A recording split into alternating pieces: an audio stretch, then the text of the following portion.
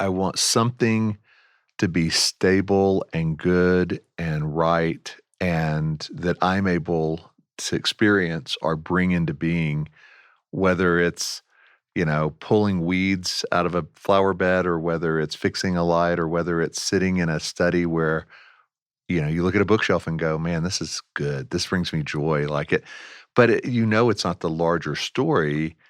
I know that when I'm in it, but I'm like, but it's the closest I can come to some form of joy that can't be taken from the nightly news. It can't be taken from whatever financially is going on in the world or with the healthcare. And, so to me, it's just trying to find those little things that never really satisfy long-term. But yeah, in that 5 minutes or 10 minutes, there is an endorphin hit of minor joy.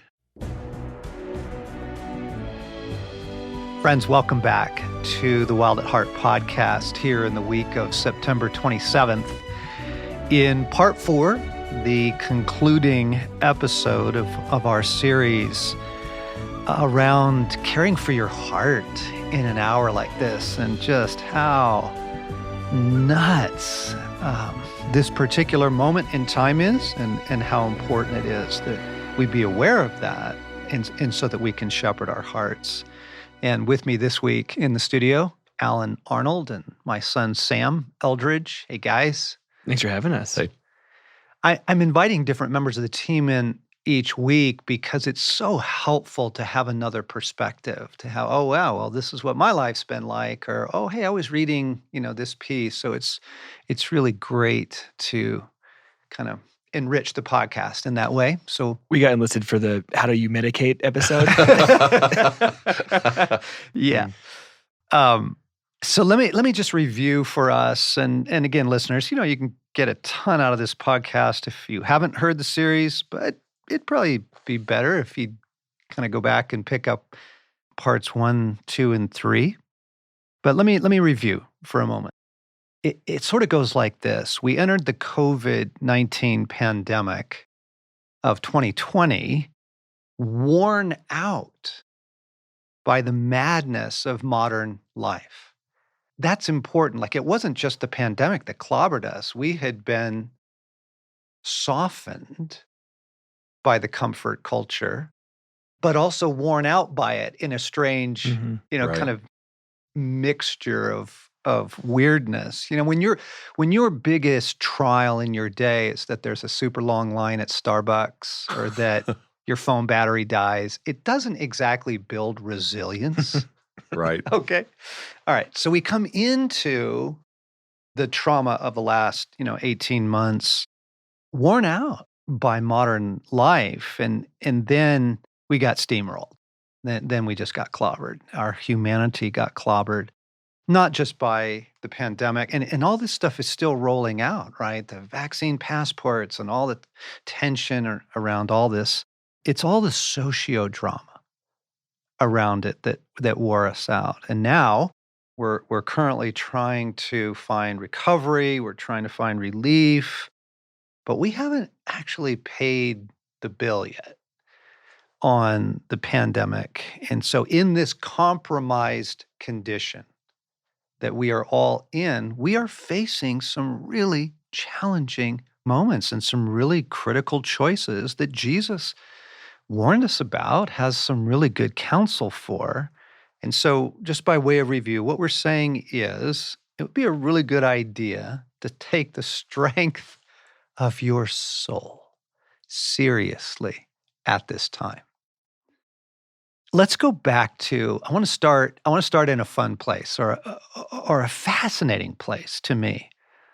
So during 2020 and in the first half of 2021, home renovations absolutely skyrocketed. Right. People putting in gardens, working on their yard, painting a room. And we did it. Stace and I did it. We had curtains, new paint, bought a couple chairs. We were already planning ours, but we're right in the middle of that. Right? Yep. Yeah, you guys did a whole kitchen. The whole kitchen, and then accidentally at the bathroom when the pipes backed up and broke, earth started coming out of our shower drain. But Oh, man. yeah, that kitchen and a bonus bathroom. right? Well, and we helped with that stat going up because we restuccoed our whole home, had a new roof put in, we had a new driveway, which is the worst way to spend money. You have to do Way it. to pick the sexy but stuff out. concrete, right? So took trees out that needed to be uprooted to put new trees in. So we did all of that in the last year, and it didn't bring a lot of life. I mean, it needed to happen, and we wanted to find some life in it, but So I heard that Home Depot and Lowe's and kind of those, big box home renovations, like experienced staggering profits. Oh man, I wouldn't be surprised. You've seen the price increase of plywood, right? Like 100%, 200%. I remember standing in line at Home Depot while a guy was returning 6 2x4s. And I was like, well, he's returning 6 2x4s? Like that's tiny. Yeah. Well, they were all $10 a pop. So he didn't want to sit Wow. on them while the Right? price increased. I literally saw the other day a video that at a construction site, they had stacked one of those portable dumpsters on top of their stack of plywood sheets so they wouldn't get stolen, because that's how valuable they are. Oh my gosh. crazy. Right? Okay, so lumber prices are up 300%. There you go. And what it's doing, it is adding the cost for a person to go out and buy a new home right now. It's added $36,000 oh my gosh. To a home? to the average cost of a home. So everything went up $36,000. Ugh. It's okay. So there's a phenomenon going on, right? There's There is. 76% of homeowners have carried out at least one home improvement project. Yeah. Is that we want things to be nicer, or is that we're finally stuck staring at our crappy kitchen sink for 6 months and we're like, all right, Karen, I'll finally deal with this. Okay, in order to answer that, 'cause Okay. that is the question of the hour. Okay. We're looking at a phenomenon, Yeah. right? Hmm. What's going on there? Is it boredom? Is it I don't like looking at these walls? But what I want to ask you is why the aquarium? Oh, yeah. But that's not fair. We're talking about home renovations. Why the aquarium? Yeah. So, Alan, I have an aquarium in my home, And which is new? new. Okay. Yes. It's doing pretty well, actually. I have 2 snails in it and a handful of fish, and I initially got 6 shrimp. Is this for dinner at night that you go into? Or is this They're what tiny. is this? Well, Okay. anyway, the ecosystem's working. I'm over 200 shrimp now. I'm turning it into a little business. I got a side hustle selling to fish shops. Sweet. Turns out tiny shrimp don't go for very much, but yeah. Not the same as plywood. No, that's not nearly. I wanted to bring into my home something that I loved. And I think if you set anybody in an aquarium, like a big one, a legit one, I love the Shed in Chicago, Mhm. and you plop them in a bench just to watch seaweed move underwater, that rhythmic current. It's slower, obviously, than a tree blowing in the wind outside. It has the resistance of water to it. And therefore, it feels much more soothing and much more meditative. And so when you think fish tank, maybe you think of a little sphere with a goldfish in it and blue fake rocks and a pirate ship that's sunken. No. I got into aquascaping. I wanted real branches, real rocks, real plants that have grown and move in a real diverse ecosystem, so that when I was sitting there holding our newborn in our little rocking chair, just sitting in front of it, rocking slowly and looking at my plants move in my little aquarium, and everything was fine. The meds were going to kick in any minute. And everything is good for a moment, Yeah. right? Again, there is a phenomena going on in our hearts and lives. So how about buying stuff? Yeah. Did you know there was a thing called the bike boom? You probably didn't know this. I didn't know that. That now it deserves a name, because between January and October of last year, $4.1 billion worth of bikes, including e-bikes, were sold in the United States alone. $4.1 billion. Wow. Okay, I think I personally have increased the cardboard industry You totally have. by 300%. I'm embarrassed how through the pandemic, but not, I'm talking into like this year and into this fall. Oh yeah, it hasn't stopped. I am buying stuff, and there's this thing in me. There's something Mhm. I'm trying to soothe. I'm trying to comfort. I'm buying new flannel shirts for fall, and I just to kind of okay. Some people are like, yeah, so I don't do that. I'm not normally a shopper. John Eldridge bought a shirt. And then this Yeah. compulsion that I caught myself doing this summer. I've had this compulsion to fix things. Hmm. I'm just fixing things around Right. the house. If I see anything that's not quite right, the plants need watering. Oh, that doorknob's broken. I installed some new door hardware this weekend. I got to straighten the bookshelf up. Look at it, it's such a mess. Is any of this going on in your lives? Oh, yeah. Yeah. Like in my study, and that's where I do a lot of my writing, and Kelly's allowed me to make that my own hideaway in our home.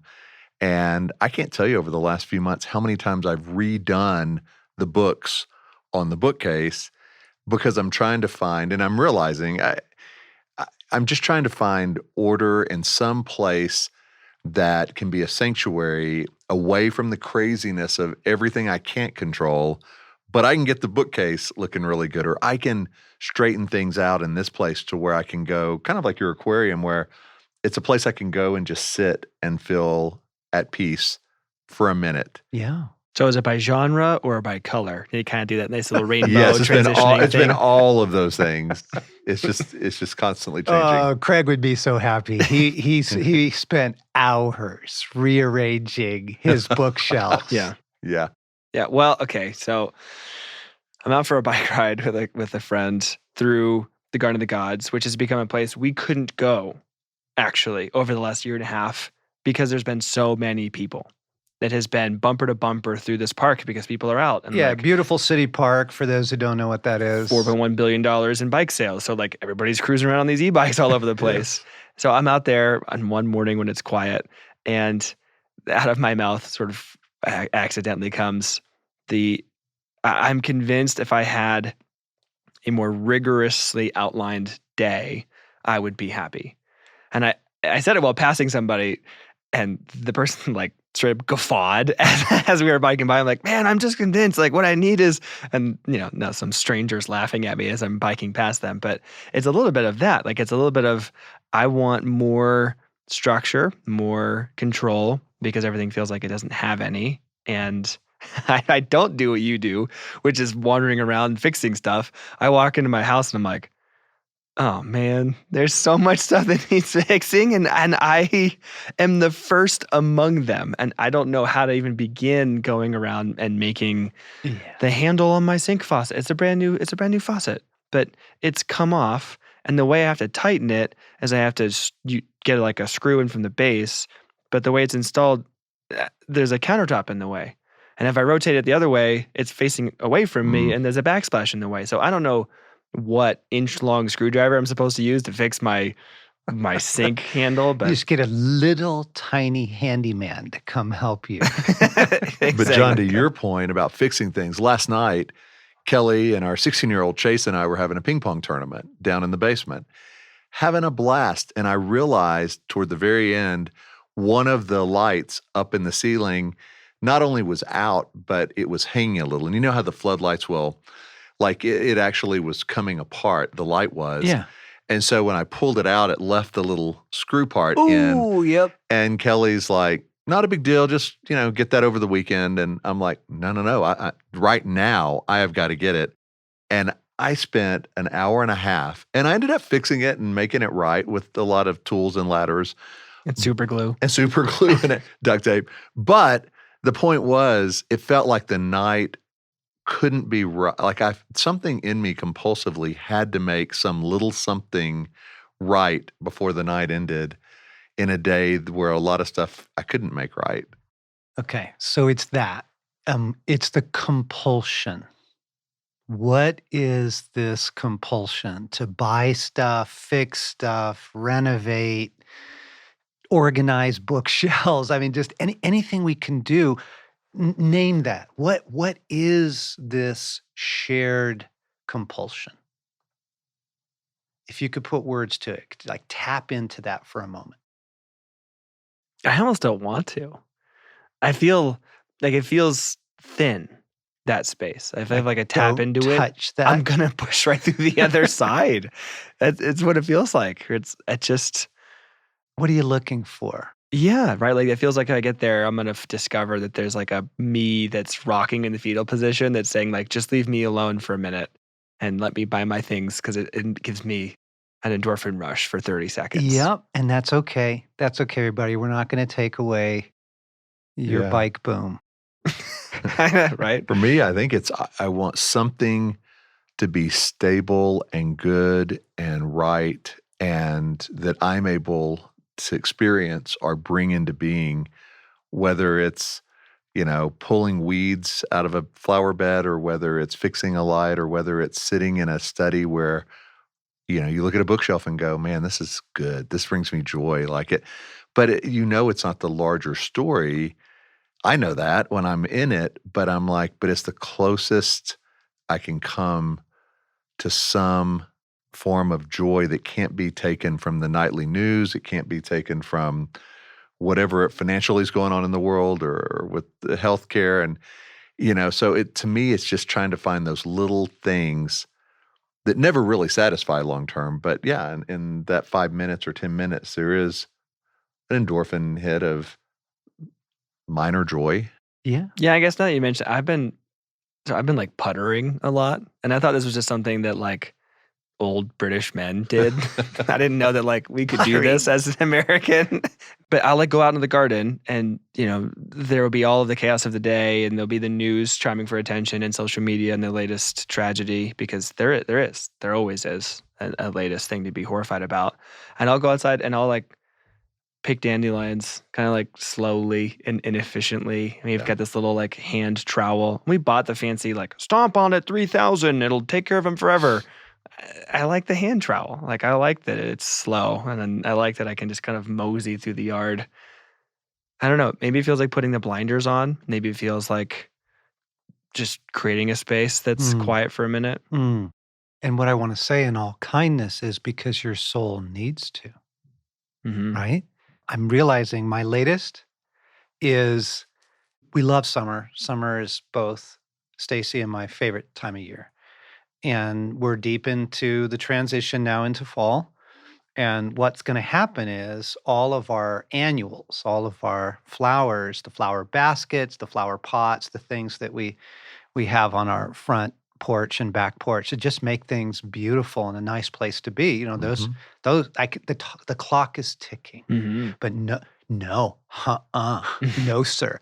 I'm out there. It's called deadheading, where you pull off the faded blooms in order to tell the plant, you don't die, produce more flowers. I am fertilizing the plants every week. That's, Stacey's like, what is this? Like you've never taken such amazing care. Hang in there, little guys. Exactly. It's seriously. Don't leave me alone. Guys, I can feel it in my body right now. There's just something in me that's like, no, please, not yet. Not yet. Like, don't die yet. I need you for as long as I can have flowers. So is anybody else doing this? I've actually begun, like even before summer was winding down, I'm planning trips into next year, like all of next year. Like I've got a trip planned in January and in March, and I've got an event I signed up for, a half Ironman in August, and like it was still July. Yes. And I was like, I'm taking handfuls of warmth and of rest and of sunshine and like chucking it into my future in the ways that I knew how. Okay. So listeners, I hope you're tracking with us and you're seeing it in your life and you're beginning to feel it in your soul. The longing for life to be good again is so primal. It's not just deep in us. It's not just compelling. It's primal. And that's okay. That's okay. We are not like shaming, blaming, accusing, exposing this. We're not bringing it into the light of day in order to say, don't do that. This is core to human nature, and this primal drive is what sees people through really hard times. This primal drive is what allows us to produce works of great beauty in the Yes. world. And whether it's Van Gogh or Saint John of the Cross, they went through a lot of suffering, personal suffering, and produced great things out of it. So this is a good thing. What we're trying to expose, name, surface in all of the the compulsions and the straightening up and the spending and just buying stuff. All this is your longing for life to be good again is at an all-time high because of everything we've been talking about in the last 3 episodes of this series, because of where we are in the world. And one of the things I'm aware of, the whole COVID thing is still so controversial. It's still around mask policies and vaccine policies and all that. And everyone is so upset. There's just a deep I'm upset about this. And on either side, I'm upset you are, and I'm upset you're not. I'm upset And so I was tapping into that upset and go, oh, that's the source. Like, so my longing for things to be good again is at an all-time high. I am picking dead flowers off my hanging baskets in order to coax them to stay lovely for just a little longer because of that, of all that our souls have been through. And as we kind of come into the final episode in this series, what I want to say is shepherding that beautiful, deep, powerful longing is so critical in this hour. I kind of call it shepherding our Eden hearts, right? Because the danger is where you take it. The danger's not in the longing itself. The danger is in taking it to things that don't work, I guess, taking it to things that are vulnerable. And ultimately, I would say this, that the essential warning of the scriptures is that our primal craving for life and for life to be good again is the primary battleground for the human heart. This is where it gets played out. We only sort of want God. What we really want is for life to be good again.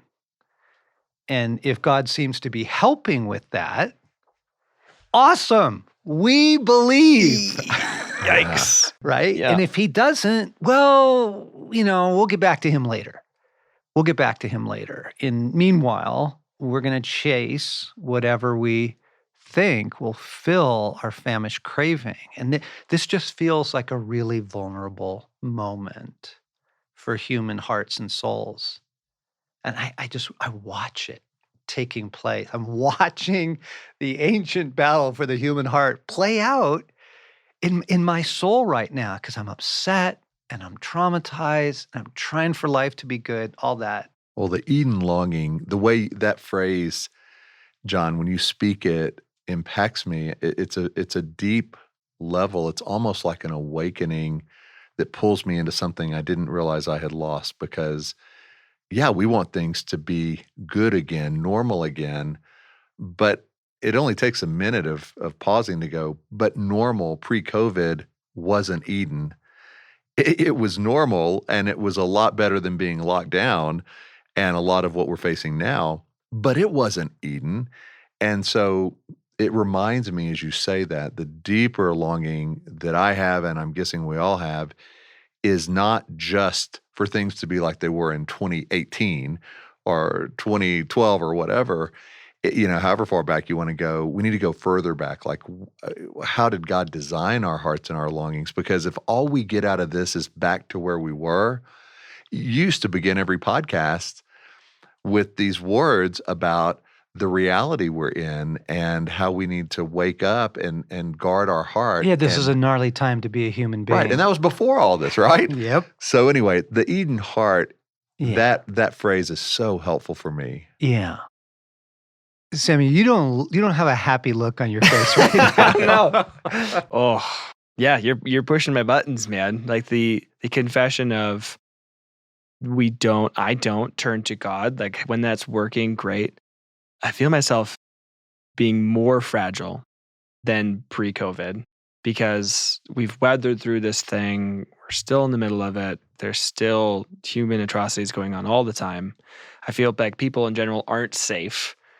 Like I don't know what's going to come out of the cashier at the grocery store's mouth or a family member's mouth or like it's everybody. Like I just feel this level of like hands are up. And what I've done is I've gotten an aquarium. And it's like I've actually put my like hope for being okay into more fragile things, not less fragile things, right? That's it.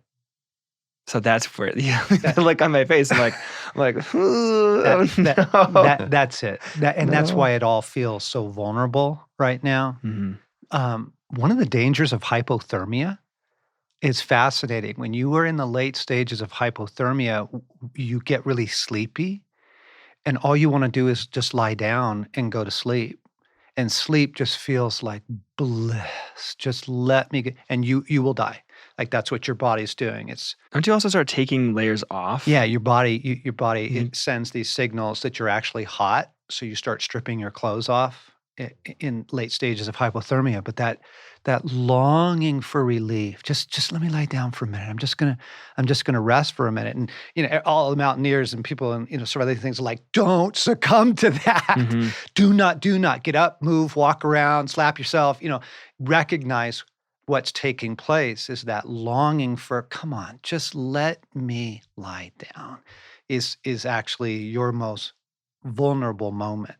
And I think we're there for the Mhm. human soul right now. I Mhm. really do. I think this is a shared experience of profound vulnerability.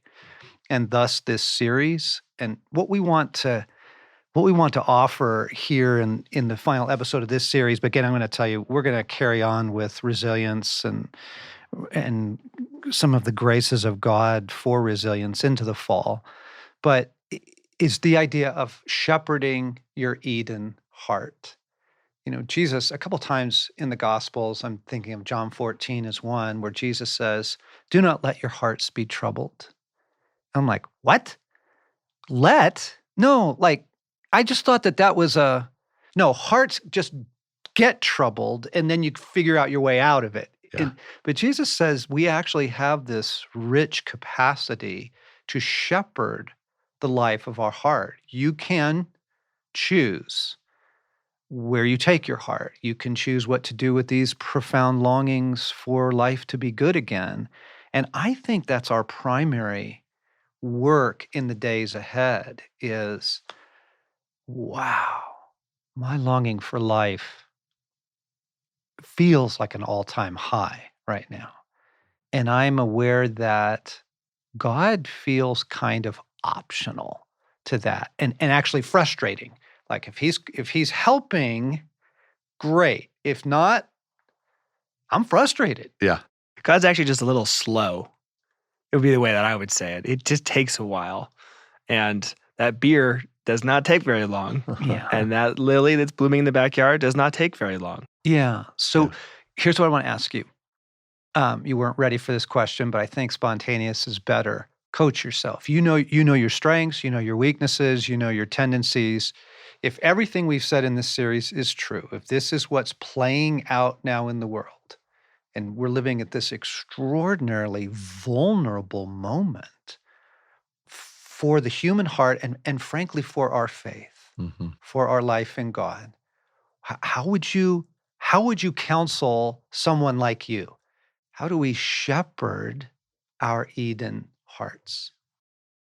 I think for me, I would, if I stripped away all of the surface things, I would say, Alan, what you're looking for at best gives you 10 minutes of happiness, maybe an hour, half a day, whether it's in repairs or whether it's in buying things on Amazon or the garden.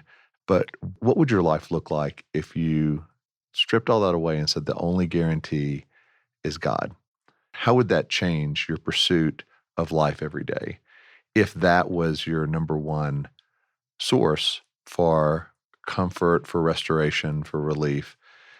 And, John, I have this picture in my mind of after creation, and there's Adam and Eve, and it talks about in Genesis 3:8 where God walks in the cool of the day with Adam and Eve. And we don't know how long that went on before the fall, right?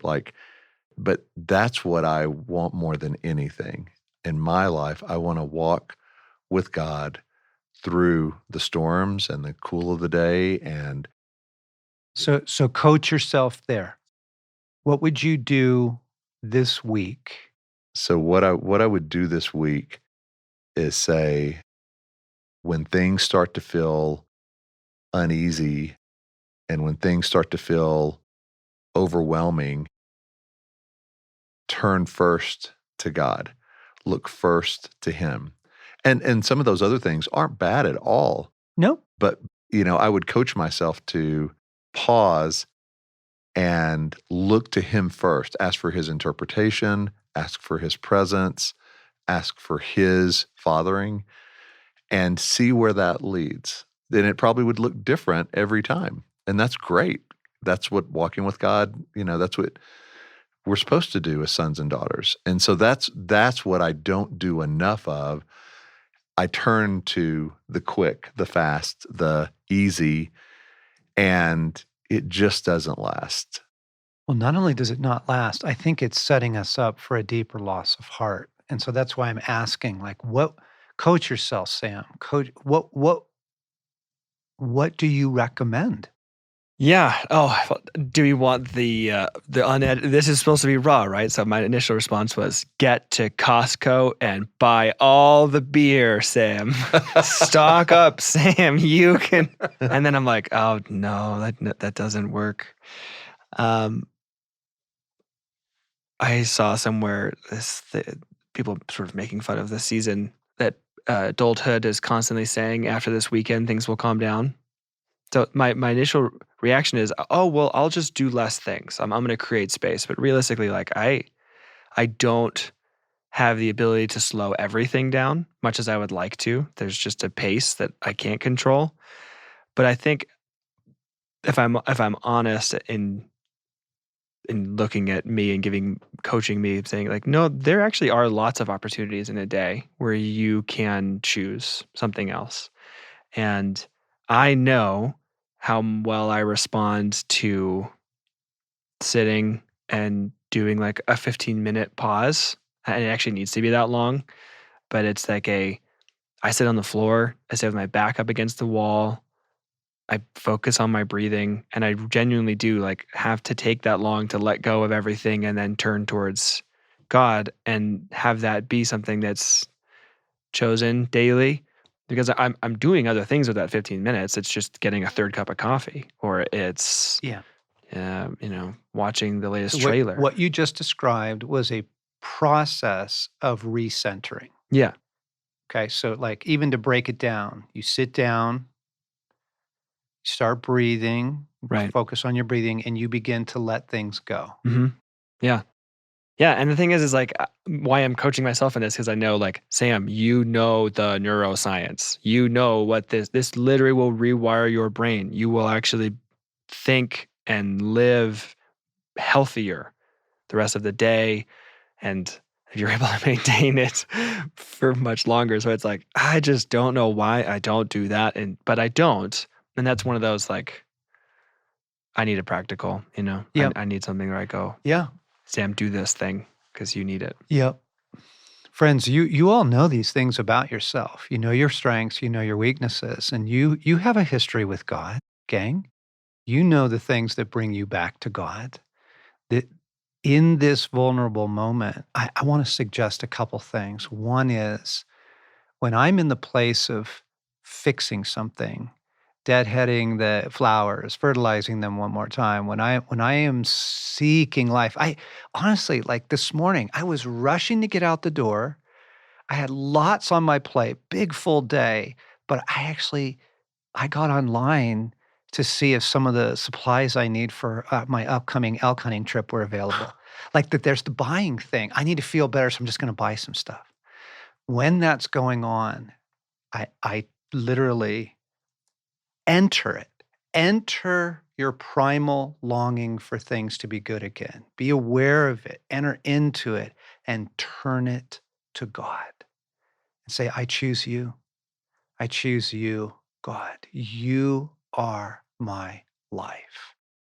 I don't dismiss the longing. I don't shame it. I don't try and make it little again. It's there. I feel it. But instead of painting the room or chasing the next dinner or whatever, I enter the primal longing and I turn to God. It's in the thousand little choices to turn our face back to God. And it was just the sweetest moment the other night. I was out on the front porch needing to do this before I could even go to bed. I was too spun up to go to bed.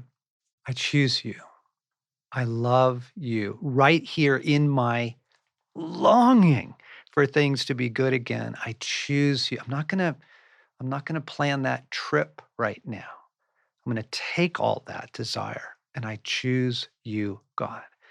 And then the breeze that had been dead still in the evening, was a very quiet evening. The breeze suddenly just blew across my face. There was just this tender moment of good choice, John, good choice. Mm.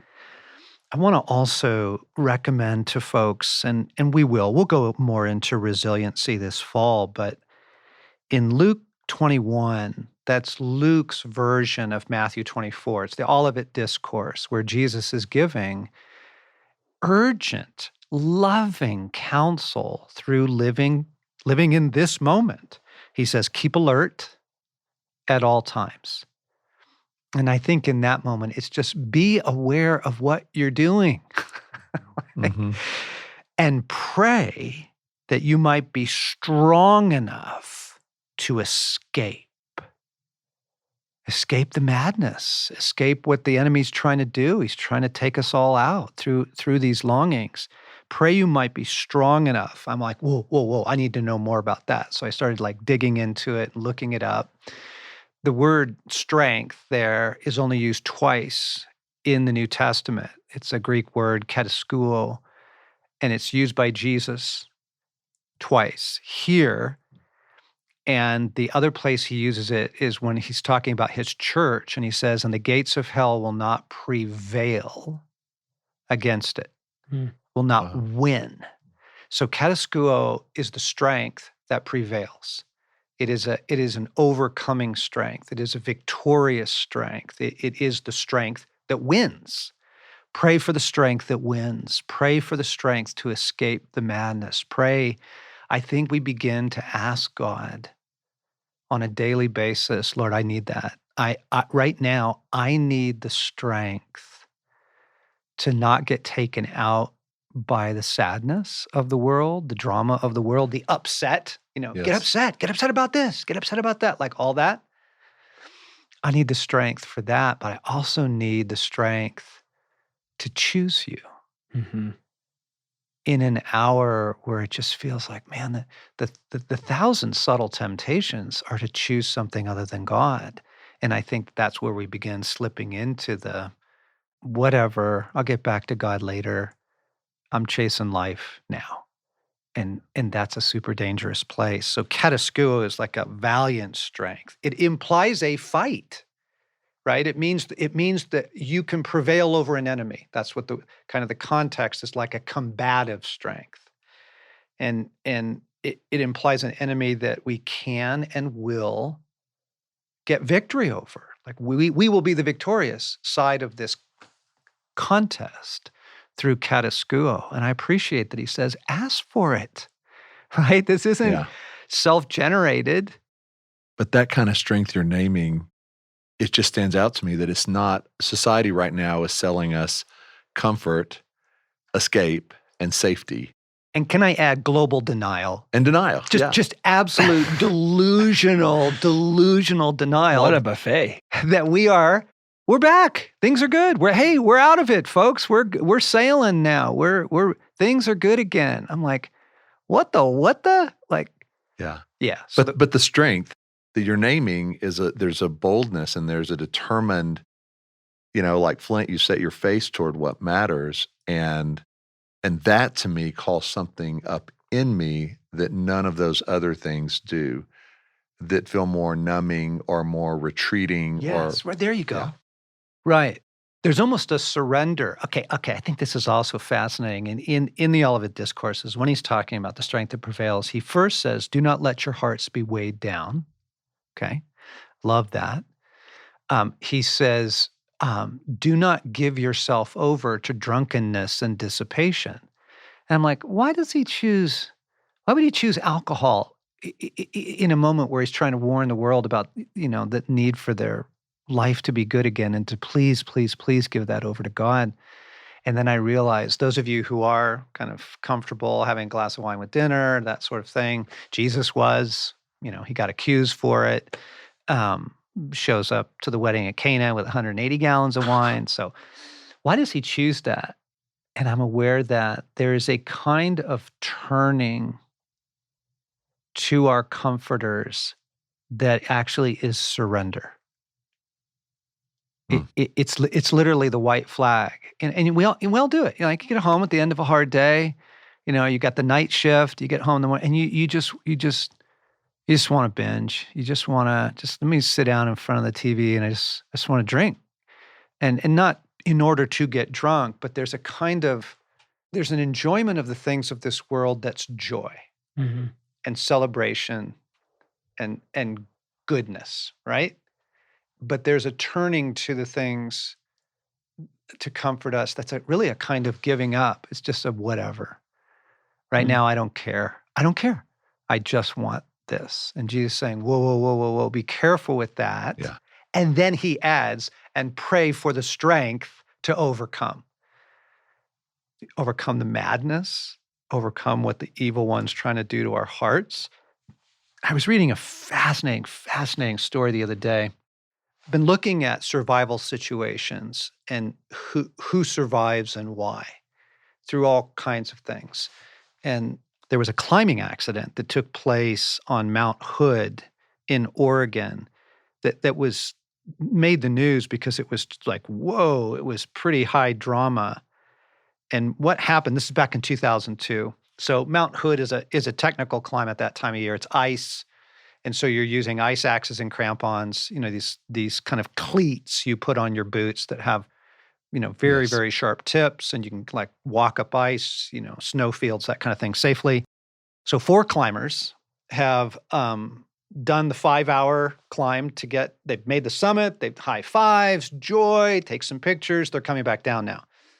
And you're still roped together. So 4 climbers roped together. And for some reason, they choose to pull their fixed protection as they descend. And there's a lot of reasons around that. Like it's the weariness, it's the fatigue. It's, I was reading the analysis by a climber was saying, when you get to the summit, you let down and you forget that your climb is only half done. The summit feels like you're done, but you're not done. You're halfway done. Done is the car, right? Done is the down. And so you're hypoxic, you're in oxygen starvation, you're hypoglycemic at this point. You desperately need like huge amounts of sugar, even to reason correctly. You're tired. Many people at this point have some level of altitude sickness kind of thing. And now your decision making. So here's what these guys do. They decide to pull their fixed protection as they go down, and they're just going to walk down on their tips of their crampons in a string of 4. And what happens is the top guy, so he's farthest up the mountain still, falls. He just slips on the ice for a moment, but the angle of it is he's on his back and he is a toboggan in a nanosecond. And if you're going to do this attempt, if you're going to walk down in kind of what's called a running belay, the top man must never fall. Like because there's 35 feet of rope between him and the next climber below him, which means he has fallen the height of a 7-story building. By the time he hits the second climber, the rope goes taut. Well, the second climber can't stop that kind of force. He's going 30 miles an hour. He rips the second climber off. Now the two of them are plummeting, rips the third off. You see the horrible like math of this. They are falling with thousands of pounds of force when they hit another group of climbers, 2 guys, pastor and one of the members of his congregation, and they just clothesline these guys right off the mountain with them. Now there's 6 guys falling in a tangle of ropes and ice axes and stuff like that. 3 more. There's a team of 3 climbers coming around the edge of this crevasse. They swipe those guys off as they all go into the crevasse, okay? So when an accident like that happens, there's always inquiries and investigations, and they get kind of the experts in the field to go, what happened? And we need to learn from this. And what happened was they pulled their fixed protection. Why? Well, because they were tired. And they just wanted to get down quicker. Because if you're using your fixed stuff, it's really slow. And you just go, I just want to be done, man. I just want to be there. And I'm reading this story. You see, right? Yes. Okay, react to that. No application for me at all. Oh my gosh. The danger of making decisions at this point, fatigued, exhausted, not all the way through with the potential to do immense harm to myself and those around me. Like, how does this not apply to every single one of us? The guy at the top, you're saying, who has to be the most careful, right? The most sure of his footing.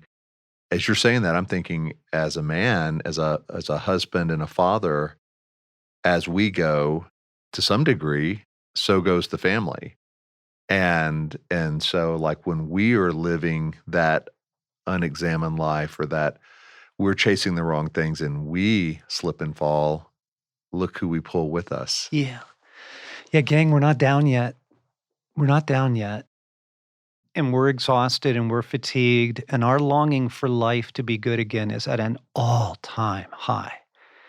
And at this point, some of the simplest things in the world will help you. You must redouble your love for God. Because right now, God is either your source of life, or he's going to feel like your enemy because he's not cooperating in the things that you're trying to work, that next trip you're trying to book or whatever. To love God with all our heart, soul, mind, and strength, to choose him, and to take all that beautiful, primal ache for life to be good again and give that to God, like just regularly, every time you feel it, every time it starts presenting itself. So, I get offline this morning and I'm like, oh, Lord, forgive me. What am I doing? What am I thinking? I'm buying stuff again. I take this beautiful ache and I give it to you. I choose you. I literally, right now, I choose you above everything, over everything. That is my only safe place. And I ask for the strength.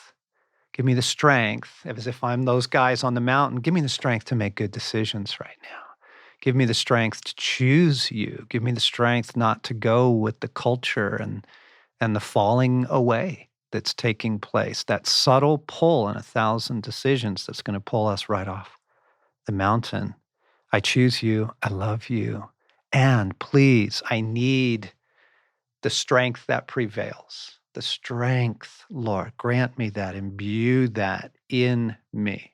He said, ask for it, so he intends to give it if we will ask.